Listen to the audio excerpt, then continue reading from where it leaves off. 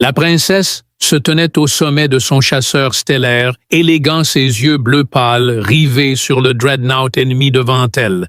Les pilotes autour d'elle se battaient, hâtés vaillamment, mais Arya restait calme et déterminée, se souvenant des paroles de son père. « Apporte l'honneur à notre maison, ma fille. » Avant son départ, son père avait posé une main sur son épaule, et dans la chambre royale, Arya s'était inclinée en révérence. Elle avait juré de revenir, et maintenant, elle volait à travers le chaos, esquivant les missiles et les rafales de laser. De nulle part, une énorme explosion illumina le ciel comme une étoile mourante. Arya plongea son chasseur à basse altitude, tirant salve après salve, et elle vit un vaisseau plus petit, son allié blessé, se diriger sans défense vers les lignes ennemies. Sans hésitation, elle dévia de sa trajectoire, ses boucliers s'illuminant sous le feu incessant, mais son habileté les maintenait solides. « Tiens bon », murmura-t-elle pour elle-même, « j'arrive ». Le cœur d'Arya battait la chamade, alors qu'elle agrippait l'aile de son chasseur, mais son vaisseau trembla et l'aile se détacha. Le tableau de bord explosa en étincelles, et elle vit de la fumée noire s'élever de l'explosion. Les moteurs de l'allée tout sautèrent et elle les relia à son faisceau tracteur. La tension dans ses bras était palpable, alors qu'elle éloignait le vaisseau du danger. Mais soudain, un gigantesque vaisseau de guerre se profila au-dessus d'elle, son canon principal brillant d'une puissance terrifiante. Dans son cockpit, elle jeta un dernier coup d'œil au vaisseau endommagé et s'efforça de le déplacer. Arya, dans sa combinaison, flottait librement vers les débris de son chasseur stellaire. Son père, dans le palais, arpentait son trône. Et une seule pensée la consumait alors qu'elle sombrait dans l'obscurité. Les commandes avaient cessé de fonctionner et le faisceau tracteur avait coupé le vaisseau blessé. Son chasseur avait tournoyé follement et les alarmes s'étaient tues dessus. Elle tâtonna avec la trappe d'urgence, mais réussit à l'ouvrir de force. Le champ d'étoiles défilait à toute vitesse, et elle s'éjecta dans le vide chambre. Sa grande couronne, à cornes, scintillait dans la lumière tamisée, et il portait des robes de matin noir et argent. La cour était en deuil pour la perte de sa princesse dorée, et un messager royal s'agenouillait devant lui, les mains tremblantes en tenant le rouleau soilé.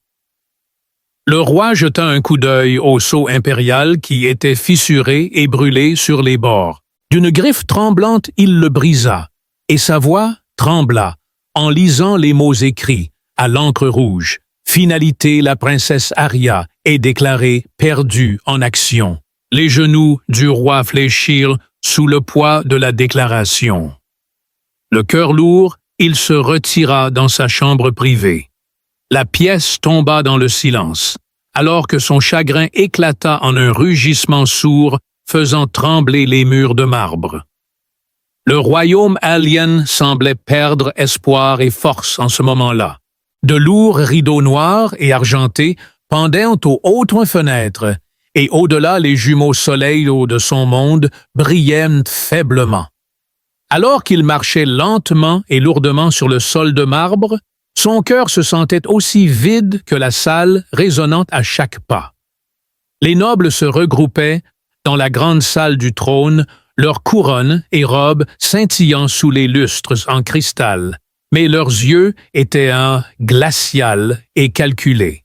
Ils murmuraient entre eux, se demandant qui tirerait le plus de profit de la mort de la princesse. La ligne de succession était grand ouverte, avec des ducs et des barons ambitieux, imaginant de nouvelles voies vers le pouvoir. Près de la table de guerre, le chancelier Vaughn se tenait une silhouette trapue aux épaules étroites, pointant une carte stellaire gravée de lignes lumineuses. « Nos frontières que des devenaient bétonnées plus vulnérables, dit-il. A dit, les systèmes voisins vont nous tester.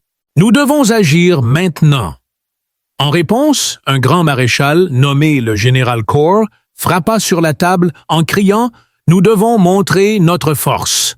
De l'autre côté de la pièce, une noble dame nommée Lady Sarah esquissa un sourire. Elle était plus intéressée par les intrigues de cour que par la puissance militaire. D'une voix aussi douce que la soie, elle proposa une alliance matrimoniale disant « Une union avec une maison forte pourrait restaurer la confiance ». D'autres nobles hochèrent la tête. Ils voyaient l'opportunité de lier leur fortune au trône, chaque secret révélé. Pendant la réunion, de nouvelles rumeurs commencèrent à circuler. Certains disaient que le roi prévoyait d'épouser une princesse étrangère, tandis que d'autres affirmaient qu'il choisirait un nouvel héritier parmi les ducs. Pendant ce temps, le peuple commun sentait un changement dans l'atmosphère.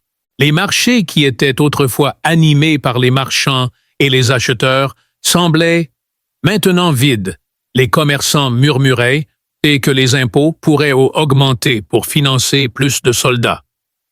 Les fermiers craignaient que leurs récoltes ne soient prises pour la guerre. Dans les tavernes, des voix chuchotées parlaient de faim et de troubles. Le peuple se tournait vers le palais pour obtenir des conseils, mais le roi restait seul chaque nuit. Assis sur son trône, le roi fixait une sculpture réaliste d'Aria créée lorsqu'elle était enfant. Les yeux de la statue brillaient d'optimisme, mais ceux du roi étaient ternes de tristesse. Les souvenirs de son rire dans les jardins royaux et de sa fierté farouche à commander la flotte semblaient des étoiles lointaines disparaissant dans les airs. Soudain, un fidèle allié, nommé le capitaine Merrill, s'inclina profondément et présenta des rapports récents. « Votre Majesté, s'inclina-t-il, des pirates attaquent nos voies commerciales et des espions rapportent de petites incursions près de nos mondes extérieurs. » Le roi se tenait de nouveau devant son conseil, son regard désormais ferme, rempli d'une lueur de détermination. Il se battrait pour son peuple. Sa voix était calme, mais ferme, lorsqu'il ordonna « Envoyez de l'aide au monde frontalier, nous ne nous effondrerons pas dans l'ombre. » Cependant, à ce moment-là, il réalisa qu'il faudrait plus que des vaisseaux et des soldats pour guérir son cœur brisé. Le royaume vivait sous un nuage de doute, sans la lumière, guide de sa fille, rendant chaque choix difficile et l'avenir incertain. Alors que l'aube se levait sur les flèches du palais, la voix du roi était calme mais ferme, et il parlait d'une manière à la fois calme et autoritaire. Alors que le soleil se couchait sur la frontière d'Orient, un petit avant-poste humain se trouvait sous une poussière cramoisie. La surface de la planète était rude, avec des vents secs, fouettant des grains de sable aigus contre les murs métalliques. À l'intérieur du laboratoire de fortune, Marcus vérifiait ses scanners à la recherche de signes de vie, mais il ne s'attendait pas à trouver des extraterrestres. Son scanner émit un signal faible et il fronça les sourcils. Il rassembla son sac de terrain et sortit, sentant le tiraillement du vent dans son dos. Le cœur battant, Marcus s'approcha prudemment du vaisseau à moitié enfoui, son hall fissuré et brûlé. De ses mains gantées, il toucha le trou dans le métal et des symboles étranges brillèrent faiblement. Il tapota la base de son communicateur et demanda la permission d'examiner l'épave inhabituelle. La réponse crépita. Alors il continua avec prudence. À l'intérieur, il trouva des fils et des panneaux brisés et il vit une silhouette dans une combinaison de pression. Elle reposait immobile sous le verre brisé, sa peau bleu pâle visible à travers. L'esprit de Marcus s'emballa de panique alors qu'il s'agenouillait à ses côtés, vérifiant les niveaux d'oxygène de la combinaison. Son moniteur cardiaque clignotait faiblement, signalant que le temps pressait. La détaché de son siège, il la souleva sur une civière portable, et elle lui sembla légère dans ses bras. Il la couvrit d'une couverture thermique et la ramena au laboratoire de l'avant-poste, où il effectua des diagnostics sur sa combinaison. En retirant soigneusement son casque, il s'assura de ne pas la blesser.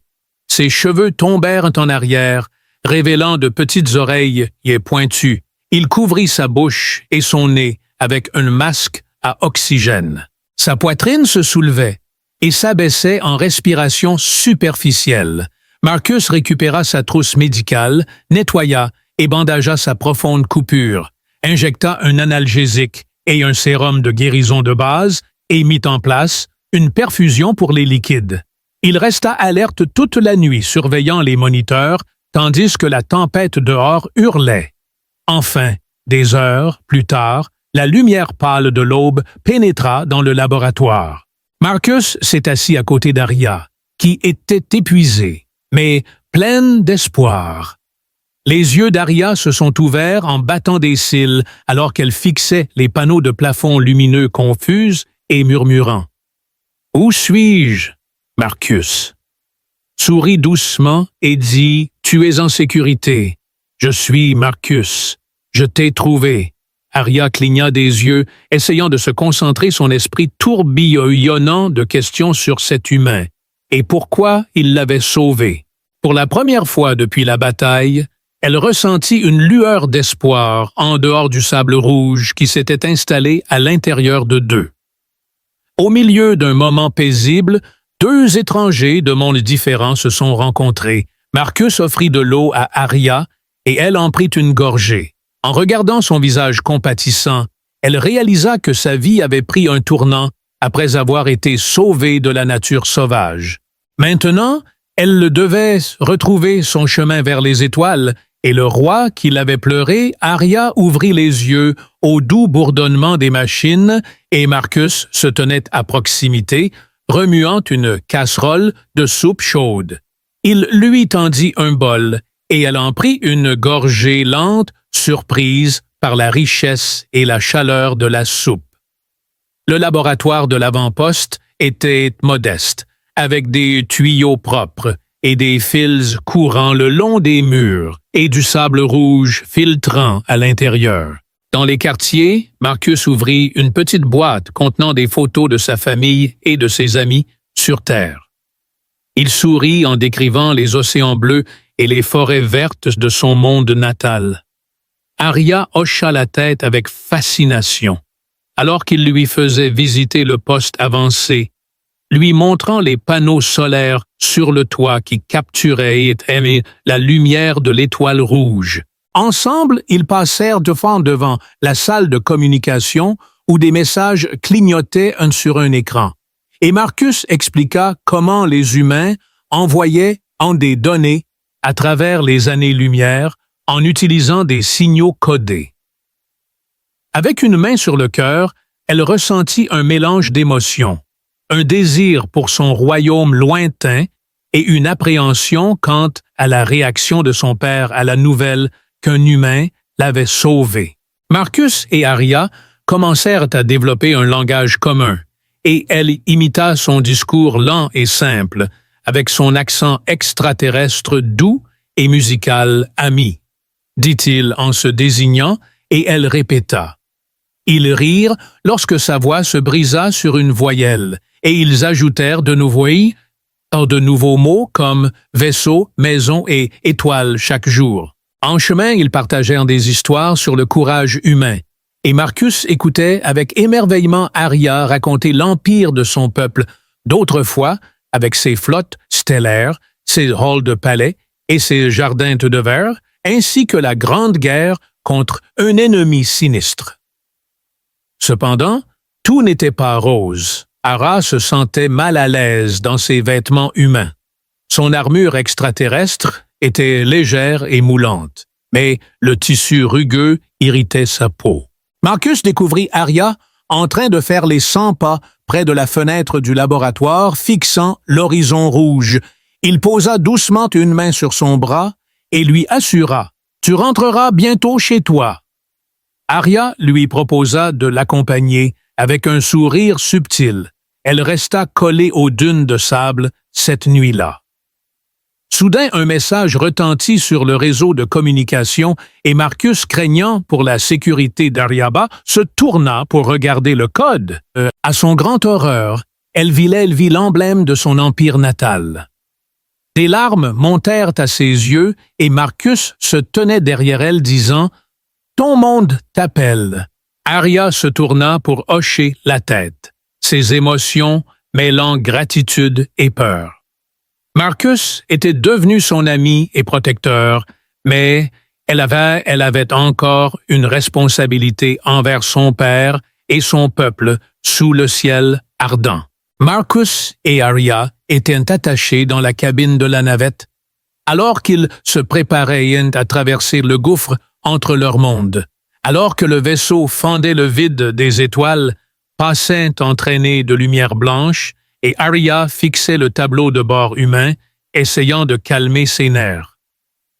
Arya était prête à répondre à l'appel, et Marcus alluma la petite navette. Les deux amis marchèrent ensemble vers la rampe de lancement, leur lien solidifié par la collision de la grâce extraterrestre et de la détermination humaine dans le royaume de la royauté, comme un traître l'a affirmé. Un vaisseau humain transporte notre princesse perdue. Sa peau est du bleu pâle de la lumière de la lune.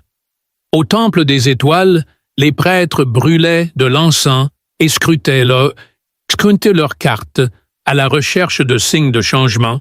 Les citoyens priaient pour la sécurité d'Arya, tandis que des murmures parcouraient les halls de marbre du quartier animés du marché.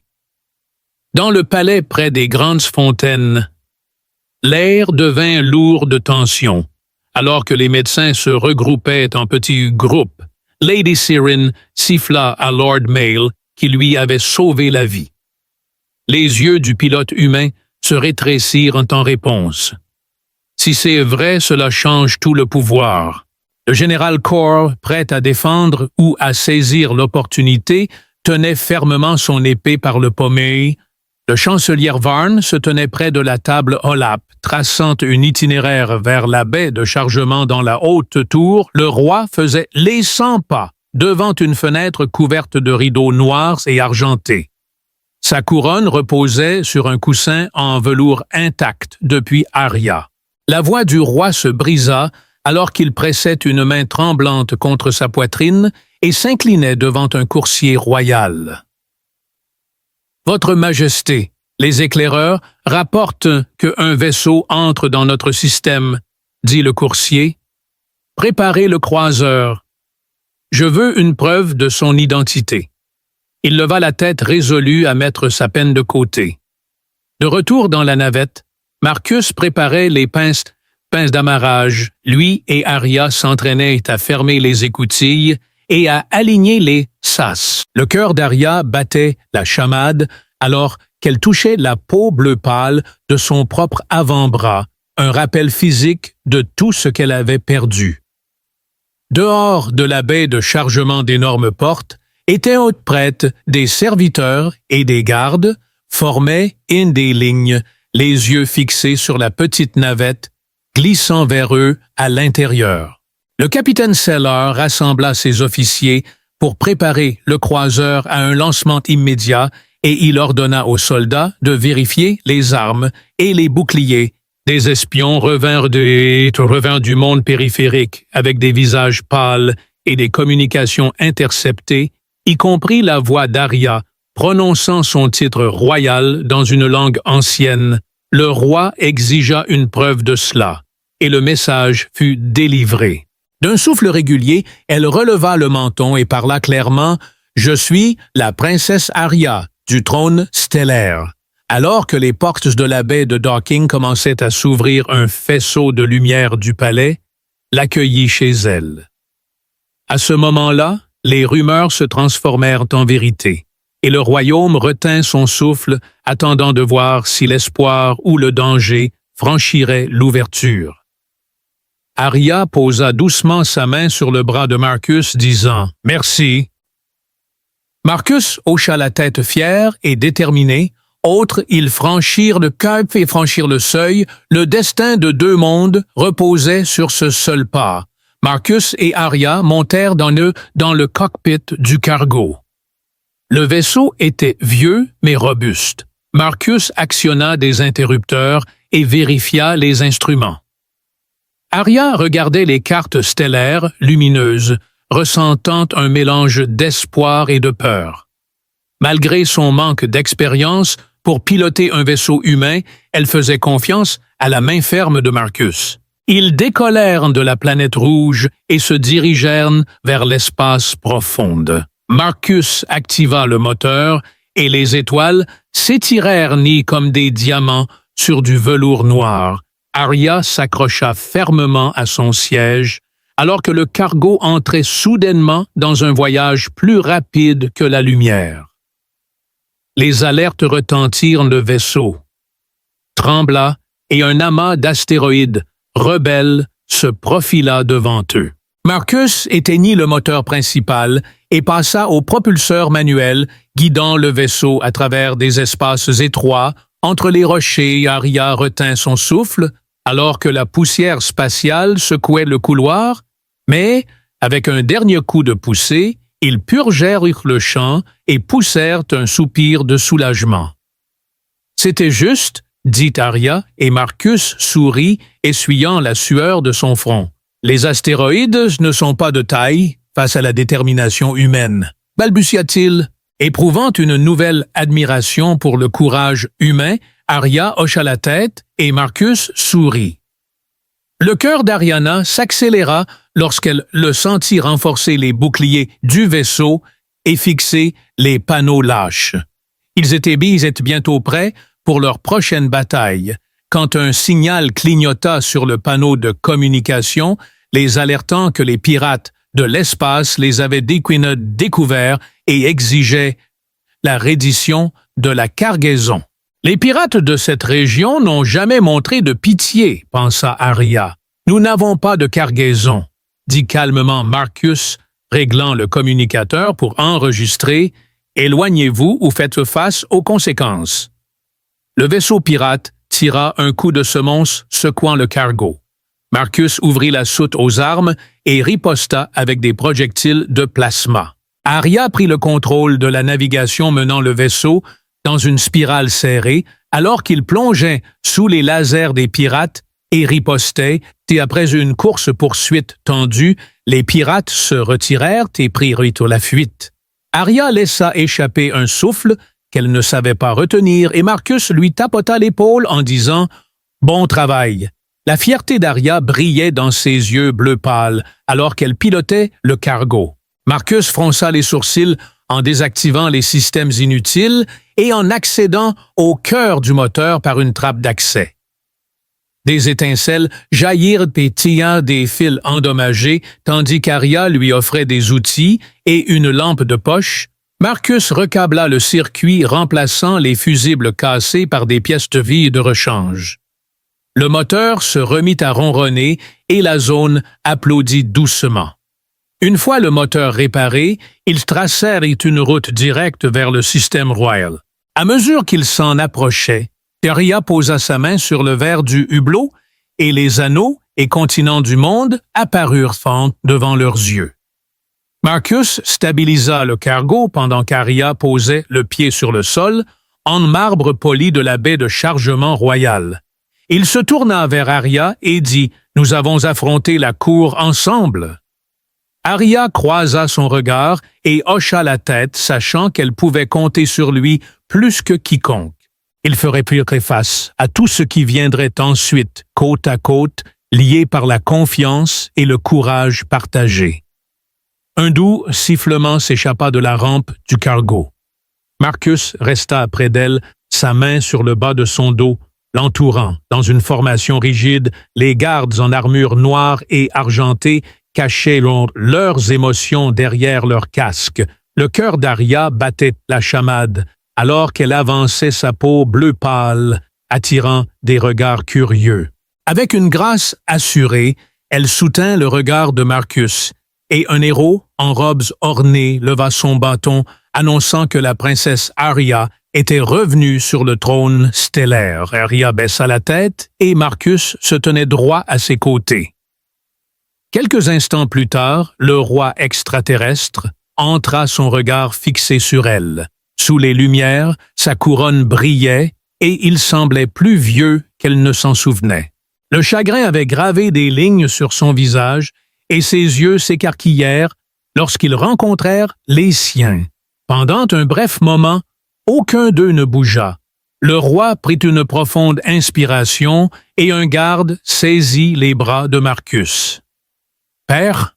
elle cria, et elle se précipita en avant, mais un garde le repoussa, et Marcus fut forcé à genoux. « Reculez !» ordonna le roi d'une voix basse et dure. « Humains, reculez !» Les épaules fermes de Marcus se redressèrent. Il leva calmement les yeux vers le roi et dit « Votre Majesté, j'ai sauvé la princesse. Tout ce que je demande, c'est de rester à ses côtés. » Les courtisans murmuraient à voix basse, alors que la tension dans l'air grandissait. Le général Corr serra ses épées, le chancelier, Varn, joignit les mains, et le roi leva la voix, exigeant une preuve de sang et de lien. Deux scientifiques royaux avancèrent avec des dispositifs de scan, et les faisceaux bleus pulsèrent sur la peau et l'armure d'Arya, tandis que des lumières rouges clignotaient sur leurs holopads. Arya tenait. Alors que Marcus déglutissait difficilement, un scientifique s'inclina et révéla le motif génétique royal. Les épaules du roi s'affaissèrent, un mélange de soulagement et de chagrin visible sur son visage. Malgré cela, le roi continua de regarder Marcus avec des yeux glaciaux. « Humain, pourquoi devrais-je te faire confiance ?» demanda-t-il. Marcus se leva lentement, ses genoux craquant sous lui. Il croisa le regard du roi et expliqua qu'il n'avait rien à y gagner. Il expliqua qu'il avait découvert la princesse Arya seule et blessée et qu'il ne pouvait pas supporter de la laisser mourir. Le roi l'observa et les gardes le lâchèrent un moment. Les Corders secouèrent la tête en désaccord, tandis que d'autres murmuraient leur approbation. Enfin, le roi hocha la tête une fois, disant « Vous parlez honnêtement ».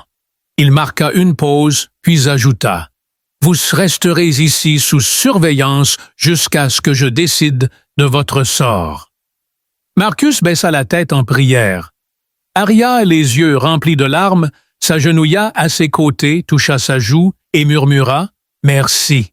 Marcus offrit un petit sourire fatigué et deux gardes s'avancèrent pour les conduire. Les portes de la salle se fermèrent derrière eux avec un bruit sourd. Arya et Marcus se trouvaient dans un couloir faiblement éclairé, illuminé par la salle du trône était en émoi avec des spéculations, alors que deux amis s'aventuraient dans l'inconnu unis par la confiance et le courage. Certains voyaient cela comme une chance pour une nouvelle alliance, tandis que d'autres y voyaient un danger. Les murs étaient froids et en pierre, et un garde solitaire était posté à l'extrémité. Arya se tourna vers Marcus et s'excusa, disant « J'aimerais pouvoir te libérer. » Marcus secoua la tête et suggéra qu'ils affrontaient cela ensemble. Ils se saisirent les mains derrière eux. Le roi extraterrestre se tenait sur un balcon surplombant la place centrale, ses robes noires et argentées flottant dans l'air frais à ses côtés. Le chancelier Varn murmurait des probabilités et des pertes, tandis que le général Corrs hurlait des ordres aux soldats en attente. Lady Cyrine se frayait un chemin à travers la foule, ses yeux brillants de peur. Les scans clignotaient en rouge, indiquant que des vaisseaux ennemis avaient pas franchi la grille de défense extérieure. Depuis les hautes fenêtres, la cour pouvait voir des éclairs lointains de tirs laser dans le vide. La panique se répandait dans chaque chambre des couloirs du palais. Alors que le roi serrait ses griffes, une carte holographique révélait la flotte approchante de dizaines de vaisseaux ennemis, brillant de violet contre le fond sombre. « Nos boucliers ne tiendront pas longtemps, dit-il. Nous avons besoin d'action, et rapidement. » Juste à ce moment-là, Arya entra dans la pièce avec Marcus, juste derrière elle, sa peau bleu pâle, brillant faiblement sous les lumières d'urgence. Elle fit face au roi avec une attitude calme et forte, et ses mots résonnèrent comme des échos dans l'air. Dans la salle de guerre, le roi fronça les sourcils en disant « Princesse, la bataille est trop dangereuse. » Il détourna le regard, ne voulant pas perdre Arya à nouveau, mais elle soutint son regard. « Je connais leur tactique, dit-elle, qu'il en soit ainsi. Nous pouvons les repousser en utilisant la stratégie humaine et la puissance de feu extraterrestre. » Marcus s'avança sa voix ferme, et il dit « Votre Majesté, je me suis porté volontaire lorsque j'ai sauvé Arya. Ensemble, nous pouvons les surpasser. » Un moment de silence s'ensuivit. Le roi ferma les yeux et les souvenirs du sauvetage d'Arya, ainsi que son esprit courageux, lui revinrent en mémoire. Il hocha la tête une fois en disant « Oui, c'est le cas. » Avec un rugissement des moteurs à l'extérieur du palais, les tours de guet s'ouvrirent et la flotte glissa dans l'espace suivant l'exemple d'Arya. Les vaisseaux de guerre ennemis se profilaient devant eux comme des montagnes sombres, et Arya étudiait leur formation, tandis que les croiseurs élégants et les destroyers lourds se rassemblaient au port spatial avec des soldats acclamants à l'intérieur. Le vaisseau amiral de la flotte était un vaisseau blanc, éclatant, marqué du blason royal, et Marcus prit le siège de navigateur à ses côtés. Le vaisseau amiral d'Arya se déplaçait entre les salves, ses boucliers scintillants, tandis que Marcus traçait la trajectoire à mon signal. Les vaisseaux ennemis explosaient en éclats lumineux, dispersant des débris. La bataille faisait rage, mais le plan d'Arya tenait bon.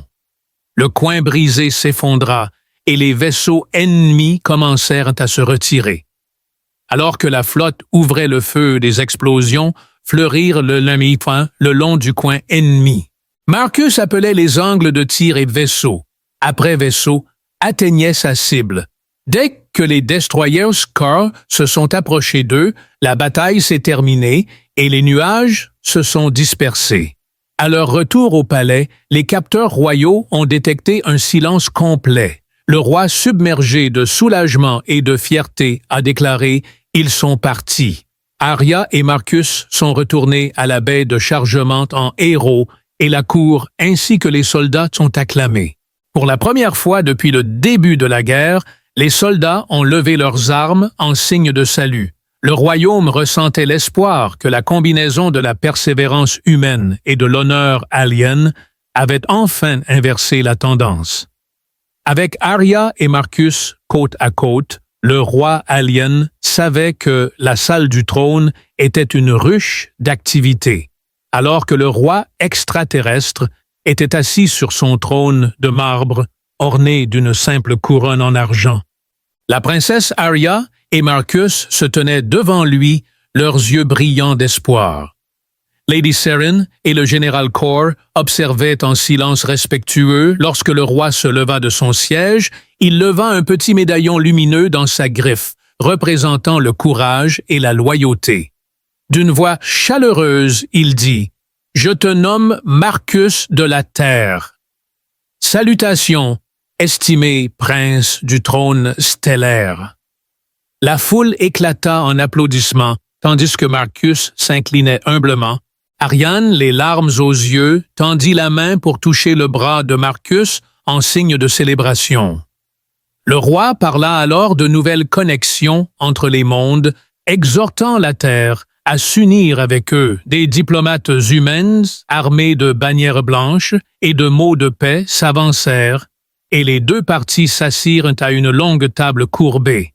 Ils collaborèrent pour rédiger un traité d'amitié et de commerce qui apporterait des grains aux mondes frontaliers et de l'acier aux chantiers navals humains en dehors du palais Arya, et Marcus gravirent le balcon du palais en contrebas. Des lanternes illuminaient tous les arbres de cercles lumineux, tandis qu'ils parlaient doucement de tout ce qu'ils avaient affronté. Arya remercia Marcus pour son courage et les citoyens de la capitale envahirent les larges rues où des stands de marché arboraient les drapeaux des deux royaumes. Des enfants agitaient de petits modèles de navettes humaines et de croiseurs extraterrestres. Des musiciens jouaient des mélodies simples sur des instruments à cordes et des tambours. Les rires et les chants s'élevaient unis sous les deux soleils. Depuis sa naissance, la statue sculptée de la jeune Arya se tenait dans cette salle. Maintenant, elle se tenait devant lui plus forte, plus sage et remplie d'amour pour deux mondes. L'espoir fleurissait dans sa poitrine alors qu'il regardait les foules en liesse et ressentait la paix pour la première fois depuis des années.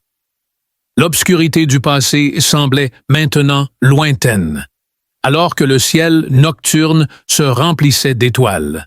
Le royaume extraterrestre et la Terre commençaient un nouveau chapitre. Arya est sous le regard silencieux des soleils lointains, la promesse d'alliance brillait plus fort que n'importe quelle étoile. Alors que des oiseaux aux ailes argentées traversaient le ciel, la princesse Arya se tenait sur le balcon du palais, aux côtés du prince honoraire, Marcus de la Terre. En dessous d'eux, la vaste place était remplie de visiteurs à la fois extraterrestres et humains, et Marcus avait prouvé que l'honneur et la confiance pouvaient transcender n'importe quel gouffre spatial. Leur lien mènerait les peuples des deux mondes vers un avenir de paix et de découverte. Des invités de la Terre et de l'Empire stellaire se rassemblèrent autour d'une longue table en cristal dans la grande salle de l'unité. Marcus hocha la tête avec fierté. Dans ses yeux humains, nous construisons ensemble. Et Arya sourit et dit « Aujourd'hui marque notre avenir ». À l'intérieur de la salle des délégués des deux mondes, discutaient des routes commerciales, des conceptions de vaisseaux et des sources d'énergie extraterrestres, tandis qu'Arya présidait calmement la réunion. Alors que les scientifiques partageaient leurs plans pour des stations de recherche conjointes sur les colonies lunaires, la salle était illuminée de bleu et de violet par les douces harmonies des musiciens de cour jouant des cordes et des flûtes. Des plateaux de pâtisseries sucrées et de fruits frais circulaient entre les serviteurs humains et extraterrestres et l'odeur du thé épicé flottait dans l'air. À midi, le roi du trône stellaire, avec sa couronne d'argent sur le front, leva un gobelet cérémoniel et dit que cela soit le début d'un lien durable entre nos mondes. Arya et Marcus se promenèrent dans les jardins du palais après la cérémonie. Ils virent des fleurs étranges, avec des pétales lumineux fleurir sous des dômes de verre et des oiseaux chanter des mélodies douces. Marcus se pencha pour étudier une fougère bleue sur terre. Il dit qu'elle s'appelait herbe lunaire. Arya répondit « Nous la planterons dans nos jardins royaux ». Il rit doucement et ils arrivèrent à une fontaine en forme d'étoile où l'eau dansait en arc lent. Arya y plaça la plante. Elle posa sa main sur le marbre frais, disant « Notre peuple se souviendra de ce jour où nous apprendrons que les humains ne sont pas des étrangers, mais des amis. » Marcus plongea son regard dans ses yeux avec admiration, et tous deux comprirent que l'espoir pouvait transcender n'importe quelle barrière dans l'espace. Dans les semaines qui suivirent, des commerçants apportèrent des épices et de nouveaux tissus sur Terre et des vaisseaux extraterrestres, apportèrent des minéraux étranges. Les étudiants s'écrivaient des lettres dans les deux langues et des artistes peignaient des portraits d'Arya et Marcus comme symbole d'unité.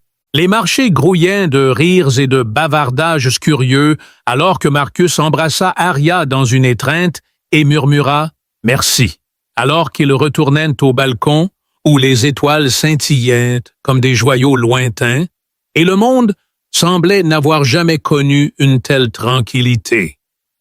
Il a demandé « dit-elle en souriant, toutes, sous la douce protection de la ville, sous le ciel illuminé par la lune, Marcus et Arya savaient que des difficultés les attendaient, mais ils avaient été commencer une nouvelle ère ensemble, fondée sur la confiance, le respect et des aspirations partagées, sous le ciel étoilé et serein. Leurs promesses scintillaient alors qu'ils avec la même brillance que le soleil.